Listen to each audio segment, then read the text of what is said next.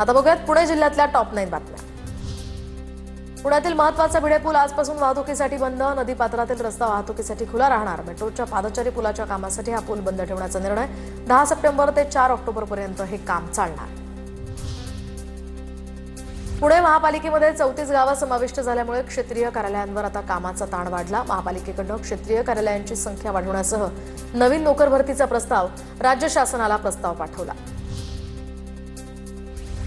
13 ते 18 सप्टेंबर दरम्यान राज्यातील काही जिल्ह्यांमध्ये मुसळधार पावसाचा इशारा। मुंबई, ठाणे, पालघर, रत्नागिरी, सिंधुदुर्ग, रायगड, कोल्हापूर, सांगली, सातारा यासह पुणे, नगर, लातूर, नांदेड, परभणी, बीड, हिंगोली आणि यवतमाळ या जिल्ह्यांचा यामध्ये समावेश। पितृपंधरवड्यामध्ये शुभकार्य होत नाही, त्यामुळे मार्केट यार्डातील फुलांच्या व्यवहारावर परिणाम। नेहमीच्या तुलनेत आवकही घटली तर भावात निम्म्यानं घट। कमी प्रमाणात फुलं विक्रीस आणण्याचं व्यापाऱ्यांचं आवाहन। गणेशोत्सवात पीएमपीच्या प्रवासी संख्येतही घट, मात्र तिकीट दरवाढीमुळे उत्पन्नात वाढ। गणेशोत्सवात 1,08,00,000 प्रवाशांनी दिली सेवा। गेल्या वर्षाच्या तुलनेत 20 लाख प्रवासी कमी। तिकीट दरवाढीमुळे उत्पन्न 21 कोटींवर। दिवाळी आणि छठपूजा सणाच्या पार्श्वभूमीवर पुण्याहून उत्तर भारतात प्रमुख शहरांसाठी 300 विशेष गाड्यांचं आयोजन।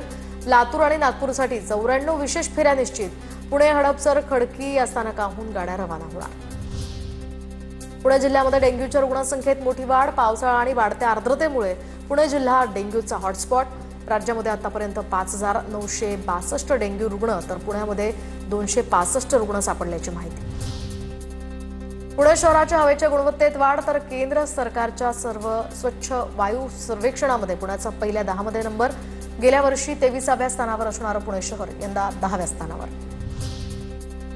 पुरंदर विमानतळासाठी 3,000 एकर जमीन संपादित केली जाणार। 2 धावपट्टी आणि टर्मिनल्ससाठी सुमारे 2,200 एकर जमीन राखून पुरंदरमध्ये राज्यातील सर्वात मोठे आणि देशात दुसऱ्या क्रमांकाचं विमानतळ तयार होणार।